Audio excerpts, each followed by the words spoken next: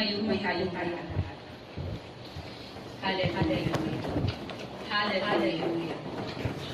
Panginoon, sa oras po ito, kami po ay nagpapasalamat sa iyong salita, O God.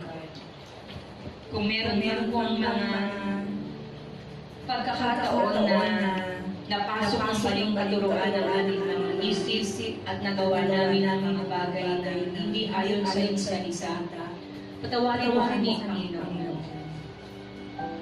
Now, alam na po namin, O God, na hindi namin kailangan ng ano pang bagay na idadagdag namin sa aming pananampalataya. Because there is no spiritual force or tradition greater than Jesus. Hindi rin po namin kailangan na kahit na anong ritual o mga charm or pampagood luck, Panginoon, because we are already complete in Christ. Di rin po kami dapat matakot, Panginoon, sa kaligtasan ng mga mahal namin sa buhay, sa kaligtasan namin, Panginoon, because you have authority over all things. Di rin kami dapat matakot sa mga misfortune or mga curses, Lord,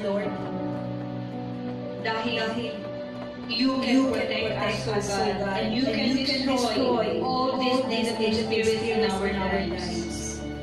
Maraming salamat po, Panginoon.